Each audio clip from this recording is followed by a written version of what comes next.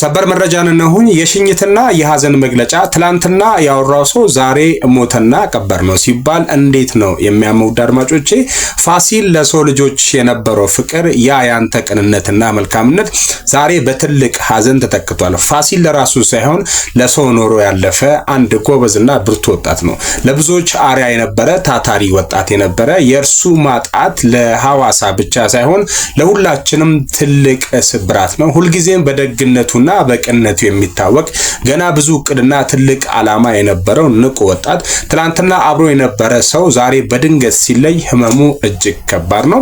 ለቅርብ ዘመዶቹ ለቤተሰቦቹ ሁሉ መጽናናትን እየተመኘን ነፍስህ በአጸደ ገነት ትረፍ እያልን እኔ መልእክቴን ማስተላለፍ ወዳለሁ። ይህን መረጃ ሼር አድርጉት። ሰበር መረጃን እነሆኝ የጣሊያን ጠቅላይ ሚኒስትር ጆርጂያ ሜሎኒ በአፍሪካ ህብረት ጉባኤ ካደረጉት ንግግር ውስጥ ዋናዎቹን እነሆኝ። መረጃውን እያዳመጣችሁ ቤቱን ፎሎ፣ ላይክ፣ ሼር በማድረግ እናንተም እኔን አበረታቱኝ። እኔ ሙሉ መረጃውን ላደርሳችሁ። አንደኛው እንግዲህ የጆርጂያ ሜሎኒ መልእክት የትብብር ኦር ደግሞ የእውነተኛ አብሮ ስለመስራት ነው። እውነተኛ ትብብር በእኩልነት ላይ የተመሰረተ አብሮ መስራት መሆኑን በመጥቀስ አንድን ወገን ዝቅ አድርጎ በማየት ሀብትን መዝረፍ ወይንም በቸርነት መልክ እርዳታ መስጠት ብቻውን ትብብር ሊባል እንደማይችል አጽንኦት ሰጥተው ተናግሯል። የሜቴ እቅድ ላይ አተኩሮ መስራት ይህ እቅድ ጣሊያን ለአፍሪካ ያዘጋጀችው ሳይሆን አፍሪካውያን ለቀረጹት አጀንዳ 2063 ጣሊያን የምታበረክተው አስተዋጽኦና ኢንቨስትመንት መሆኑን ገልጿል።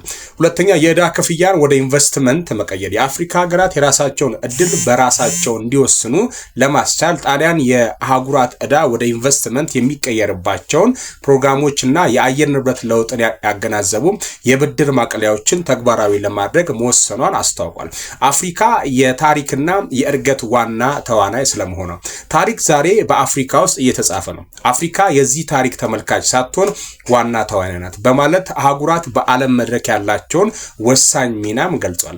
በሀገር የመኖር መብትና ህገወጥ ስደት አፍሪካውያን ወጣቶች በሀገራቸው የመኖርና የመስራት መብታቸው ሊከበር እንደሚገባ ጠቅሰው ስደት ሀገርን ከታሪክና ከባህል ውጪ እንደሚያስወጣም ተናግሯል። ለአፍሪካ ሰብአዊ ሀብት የሚሰጥ ትኩረት አፍሪካ በሰው ኃይል የታደለች መሆኗን በመጥቀስ ጣሊያን በሰው ሰራሽ አስተውሎት በኤአይ እና በቴክኒክ ስልጠናዎች ላይ ኢንቨስት በማድረግ የድልድይ ሆና እንደምታገለግል አረጋግጧል። አዲስ ተስፋ አይቻልም የሚለው ቃል ድፍረት የሌላቸው ሰዎች ቃል መሆኑን በመጥቀስ አፍሪካና ጣሊያን ዓለምን የሚያስደንቅ ትልቅ ስራ አብረው እንዲሰሩ ጥሪ አቅርቧል።